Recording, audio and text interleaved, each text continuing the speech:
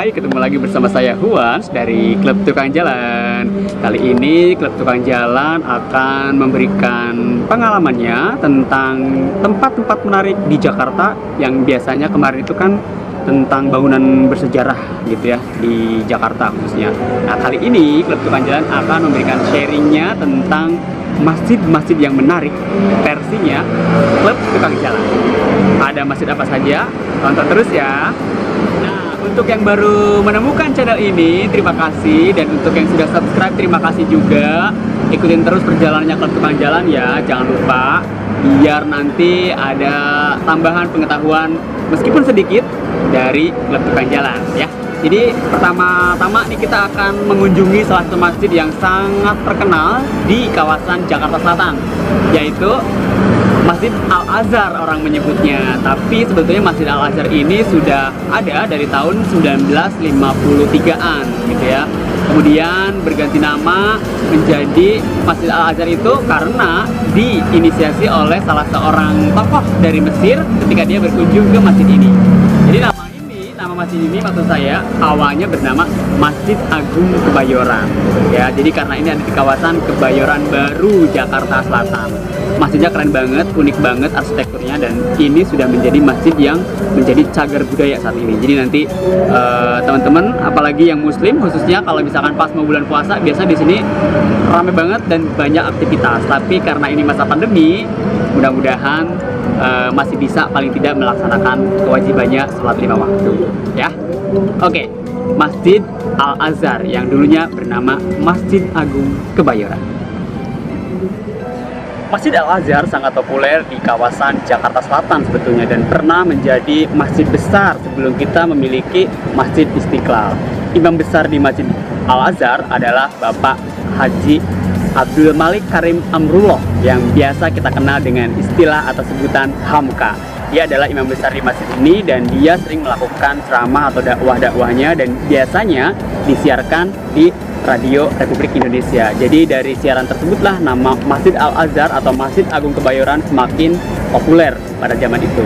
Dan Masjid Al-Azhar sudah menjadi cagar budaya dari tahun 1993. Kita bergeser ke kawasan Jakarta Pusat, tepatnya di Masjid Istiqlal. Masjid ini merupakan salah satu masjid terbesar di Asia Tenggara. Masjid ini dibangun atas inisiasi oleh Presiden pertama Indonesia, yaitu Bapak Soekarno. Dan arsitekturnya seorang non-muslim bernama Frederick Silaban.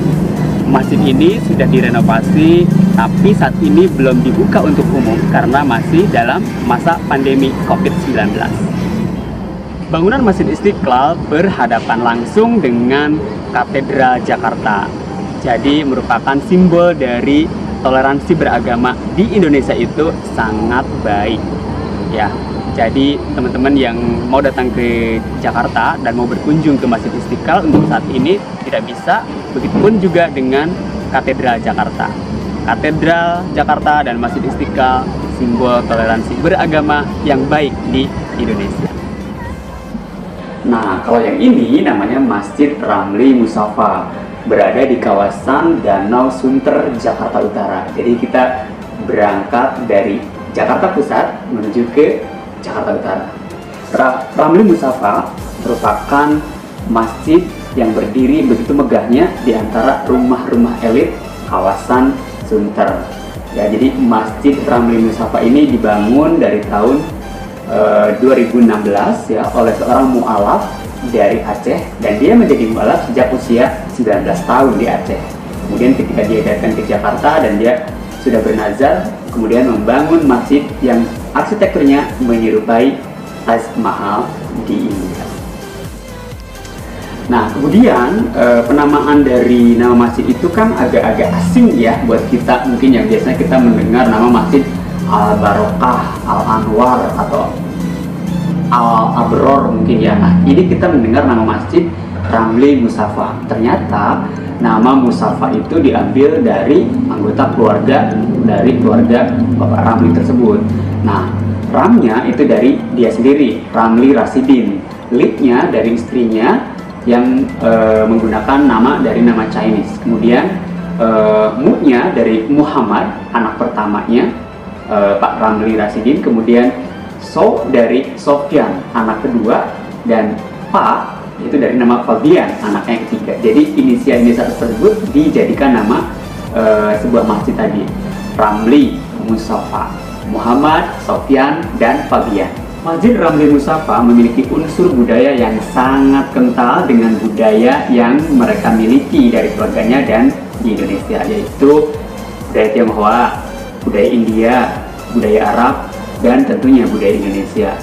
Bahkan Pak Ramli Rasidin itu membeli atau mengimpor salah satu material untuk membangun masjid tersebut dari Italia. Marmernya yang ada di dalam masjid tersebut dia impor dari Italia, dan ukiran-ukiran yang ada di masjid itu dikirim juga dari Jawa Tengah ya. Jadi Pak Ramli Rasidin menginginkan masjid tersebut mirip dengan Taj Mahal di India. Kan Taj Mahal di India itu konon katanya melambangkan cintanya seorang raja terhadap istrinya. Nah, kalau Masjid Ramli Musafa ingin disimbolkan sebagai cintanya Pak Ramli Rasidin terhadap Islam. Nah, masjid yang terakhir ini yang akan kita datengin adalah namanya Masjid Al-Anwar. Tapi dulunya biasa disebut atau diberi nama Masjid Angke karena berada di kawasan Kelurahan Angke, Jakarta Barat. Jadi masjid ini salah satu masjid yang tertua juga di Jakarta, dari tahun 1761 dibangunnya, dan masjid ini konon dibangun oleh orang-orang yang dari etnis Bali yang tinggal di Batavia. Gitu. Tapi ada juga yang berpendapat masjid ini konon katanya didirikan oleh atas inisiatif dari seorang perempuan China yang mualaf, dan arsitekturnya pun orang China. Makanya ada beberapa unsur yang mempengaruhi di dalam arsitektur Masjid Al-Anwar atau Masjid Angke ini. Nah, arsitekturnya pun konon yang saya baca dari literaturnya adalah dia seorang Tionghoa juga, namanya Syekh Leong. Jadi kalau teman-teman datang ke Masjid Al-Anwar ini atau Masjid Angke ini, di depan atau di bagian depan Masjid Angke itu ada beberapa makam dari orang-orang pendahulu. Salah satunya adalah seorang arsitektur yang membangun Masjid Angke ini. Jadi dia ada dimakamkan di situ, dan di batu nisannya tertulis dengan tulisan bahasa Mandarin, gitu ya. Nah, selain itu juga ada makam yang dikeramatkan, yaitu dari Syekh Hamid Al-Qadri.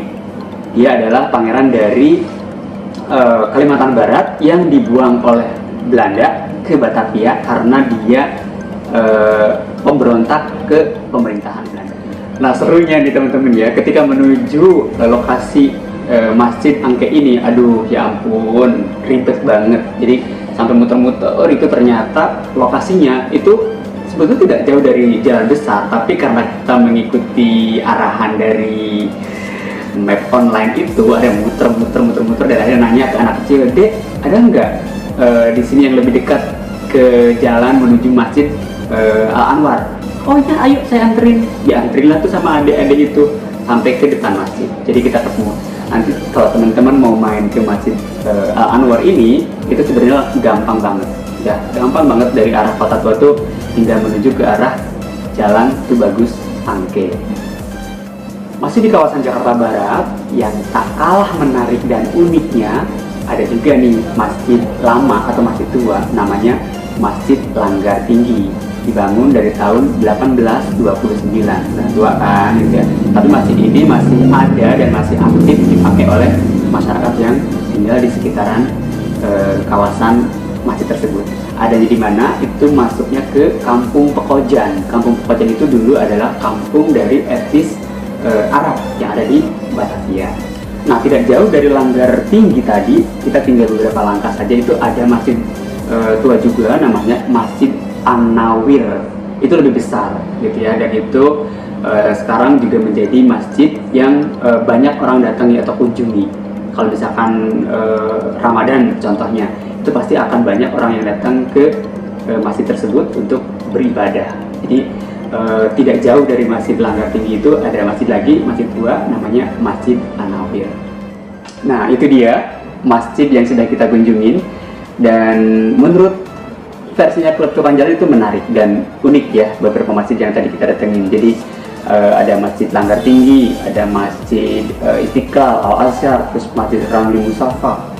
Itu semuanya menarik. Jadi itu semuanya ada di Jakarta dan mudah dijangkau ya. Jadi terima kasih yang sudah nonton, yang sudah ngikutin perjalanan hari ini. Jangan lupa untuk terus like, komen, dan subscribe. Juga tolong di-share ya kalau misalkan ini bermanfaat. Jadi terima kasih yang sudah nonton, yang baru melihat channel ini, yang sudah subscribe, terima kasih banget. Jangan lupa untuk di-share terus ya. Jadi mudah-mudahan ada manfaatnya. Sampai ketemu lagi di perjalanan berikutnya. Dan saya sekarang nih lagi ada di Kopi Kemang. Jadi kalau teman-teman ketika main ke kawasan Jakarta Selatan, kawasan Kemang, boleh mampir nih ke sini. Tempatnya asik, nongkrong atau mau main TikTok juga bisa di sini. Kafe Kemang. Terima kasih Kafe Kemang. Thank you. Dadah.